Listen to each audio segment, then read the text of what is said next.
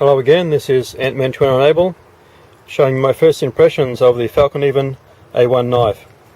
Got this one with the black coating on, the Zytel sheath, and this is the box it came in.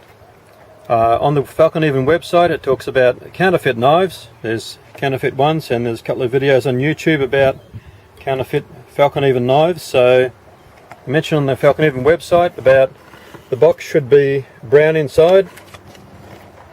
All Fallkniven knives are convex edges, so should be able to pick that up the way it curves around convex.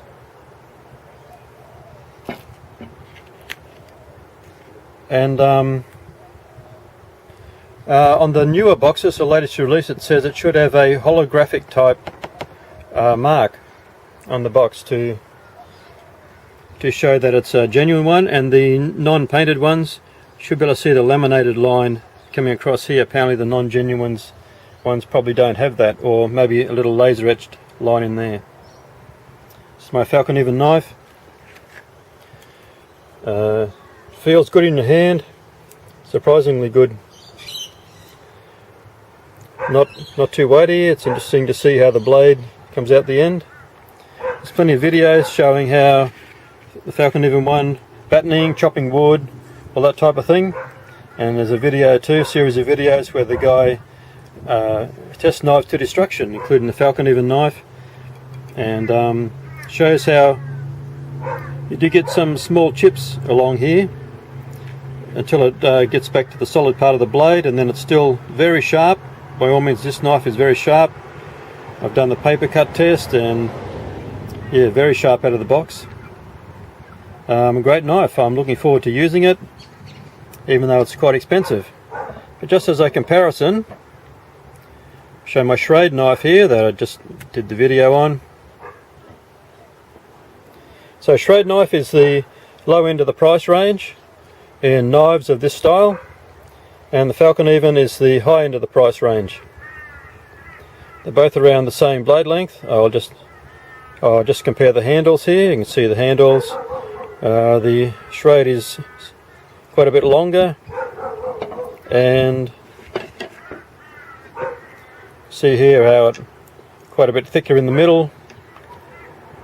There's a bit of jimping on top. The Fallkniven doesn't have that type of thing. And then comparing the blades, because it doesn't have this finger choil section here, slide the blade along so the blades are about the same. Find they come the same length. And just to notice here, the ends of the blades are actually fairly similar in its shape. It's just that the Schrade here has this curved section, where the Fallkniven is basically straight. Just compared to a Mora knife, since they both come from Sweden. This is what they call Scandi grind, it just sharpens down to here.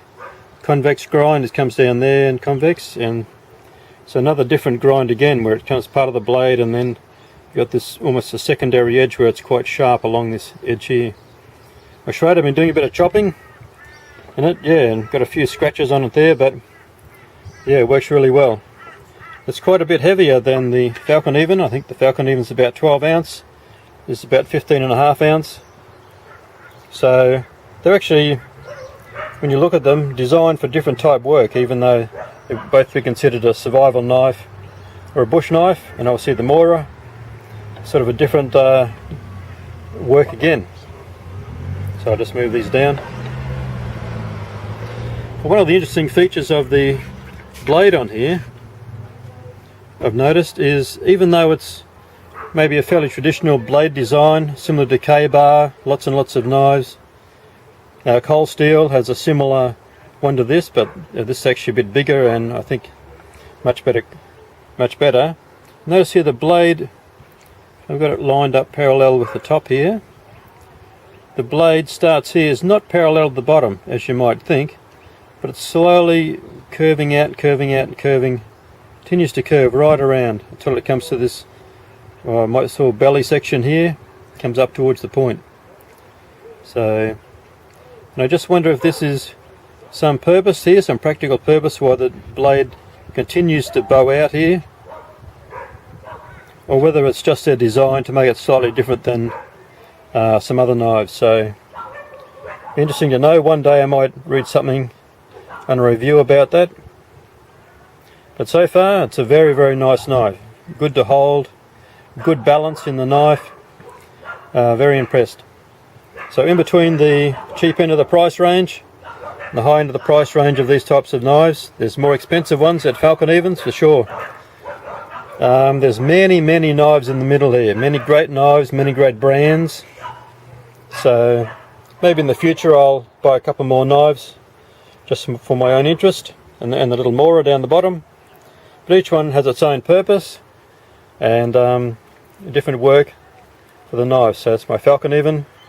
I'm quite impressed. I'm glad I bought it. Ant-Man 20 Abel. Thanks for watching.